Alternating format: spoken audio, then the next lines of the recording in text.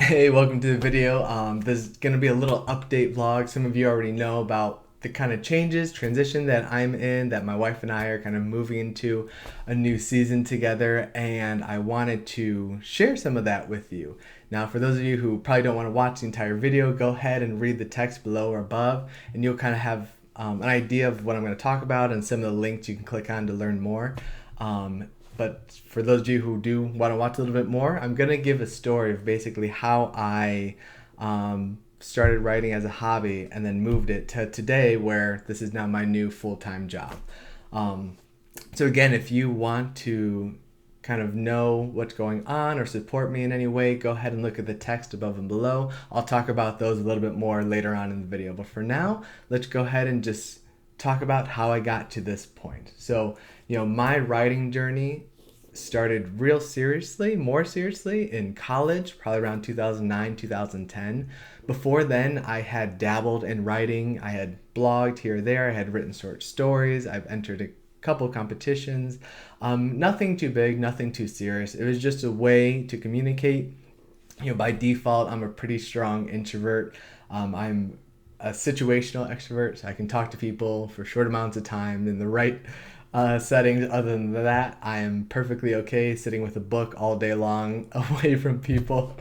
And so, since 2010, I started blogging more seriously. I had been in a transition. Again, I had left my engineering scholarship because I wanted to take my faith more seriously. I wanted to kind of chase these rabbit trails to figure out who I wanted to be, because I believe that's more important than what you want to do, because who you are kind of informs everything else. And so I followed those trails, and a part of that journey led me to writing, led me to communicating through the written word, because that was a way I could self-evaluate and see for myself, what was I thinking, what was I experiencing, and kind of separating myself out of my head and getting those words on the page. So for about 3 or 4 years, I just wrote pretty diligently, but it was mostly for free. It was on a very wide array of topics. A lot of those blogs are still up, and a lot of them were for other websites that may not be around anymore. The topics literally about anything. I just wanted to learn how to write and write as many words as possible. And then in around 2015, 2016, when I started grad school and seminary, that was when the writing kind of took a shift, because I started to find my voice more so within the religious context. I knew that I had things to say that I hadn't read in any other book, in any other place, and I knew there were these topics that were complex or just confusing that I had come to understand in a simpler way, and I believed that I could communicate them to people in that simpler format. And so that's what I did. I started taking what I had learned and what I believed and what I experienced and put them into books. And you can see on that shelf back there, that was the result. About 12 books at this point, covering different characters, different ideas, different struggles, and then just hoping that those books could help people get something that I got. And it worked for the most part. These books overall have reached lots of people and have sold enough copies to where I can now move this into my full-time role.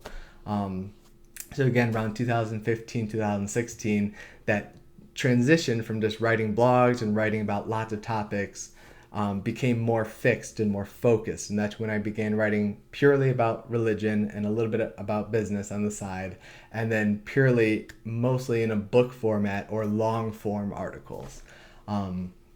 So that's what I've done for the last few years. And then, many of you know that I had some health problems in 2017 and 18. And during that time, I was, off work for about 3 or 4 months on disability leave and so on. And that gave me a lot of time to just think and evaluate. And I didn't get much writing done, but that was definitely a period of time where I was able to think about, okay, I am here in a really bad state, and you have a time to kind of look back and say, if this is it, am I happy with where I've come? Am I happy with what I've accomplished? And for the most part, I'm a pretty positive guy, but I saw that for the most part, I wasn't living my full truth. I wasn't chasing those things with all that I had. There's an exercise I talk about a lot, and it's where you jot down the most important or large decisions that you've made over your lifetime. Depending how old you are, that could be 5 decisions, that could be 15. But the biggest, most life impacting decisions that you've made, and then whether those decisions were motivated by fear or faith. So one column, what's the decision? The next column, was it motivated by fear or faith?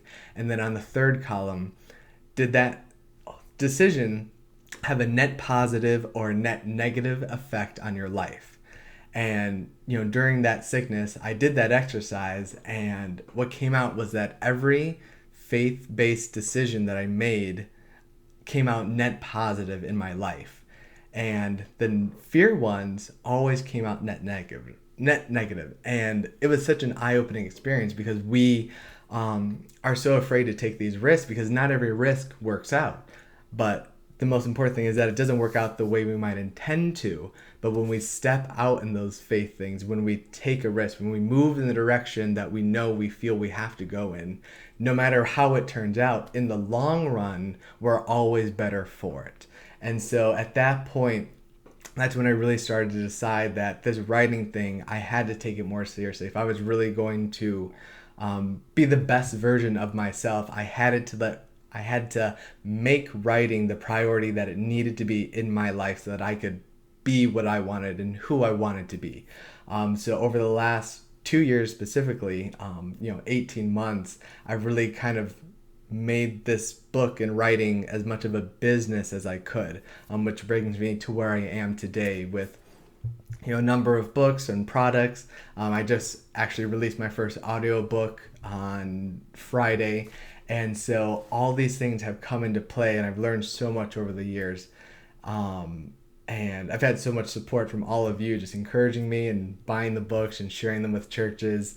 And I couldn't be here without everything that everyone has helped me with. And I couldn't be here if I didn't trust myself enough to take the risk. And so that's kind of a convoluted, windy way of my story. But I started with blogs. I started just trying to find my voice. I started just writing things that were on my heart, were stuck in my head. And over the years, that transitioned into writing I got paid money for, and then into books, short books that I published, and then into longer books. And now today, we have about a good 12 to 18 month runway for me to fully replace all the income and so on with my writing. And I'm on track to do that. I know what has to get done in order to reach that point. I just have to sit down and do the work. And so as much as this is an update video about me, I want it to be an encouragement to you. I don't know what those things are, maybe that you have put off. But first of all, I encourage you to do that exercise. Look at the most important big decisions that you've made, whether they were based on fear or faith, and then whether they had a net positive or net negative impact on your life. I think that's going to be really eye-opening for you, because it was for me. And then second of all, take that risk, take that step, because, however it turned out, over the long run, you're going to be happy that you took the risk. Okay, so with all that said, I wanted to give all of you watching this a few ways to support me, if that's something you're looking into. Below, I have some links that I said. The first is just to jump on our monthly newsletter list. Now, right now, it is a book recommendation list divided by topic. So every month you'll get kind of my list, maybe 10 or more books that I've read around a certain topic. So for example, one of the months is just about money, books that have helped us, budget, invest, and so on. Books about writing, books about, so on, health. Those are the first few months that you would get. And then every month you get a new kind of category of books. So if that's something you're interested in, go ahead and subscribe to the list. You also get a free book just for joining. And that's one way to just stay on top of what I'm doing, what I'm reading, and just stay in the community that I've built online. And the second thing is, of course, I'm an author and a writer. So you could buy one of my books. Shameless plug. This is actually my newest one called Outsiders, the story Luke tells about the people Jesus loves. It's actually easily my favorite book so far. It does things I didn't know I could do quite yet with my writing, but I'm so happy with how it came out. And so that's available on Amazon. I think it should be available on Barnes & Noble soon-ish. And there's the ebook and the paperback. Over the next few months, I'll have audiobook versions for most every book that I have.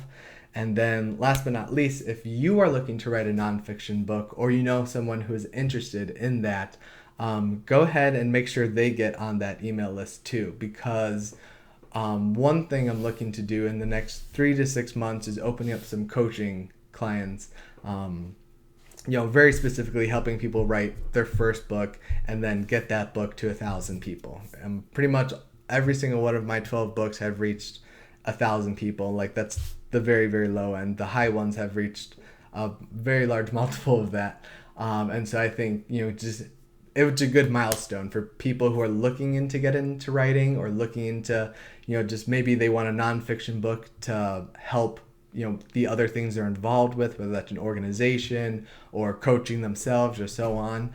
I think just getting a book out, getting it into 1,000 people's hands is like an insane milestone to hit, because then it encourages you that you can do that again and that you can do it better.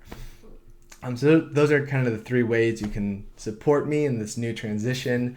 If you have any questions or so on, I'm going to be working from home, so technically I have a lot more time. I'm working on what my schedule will look like and so on.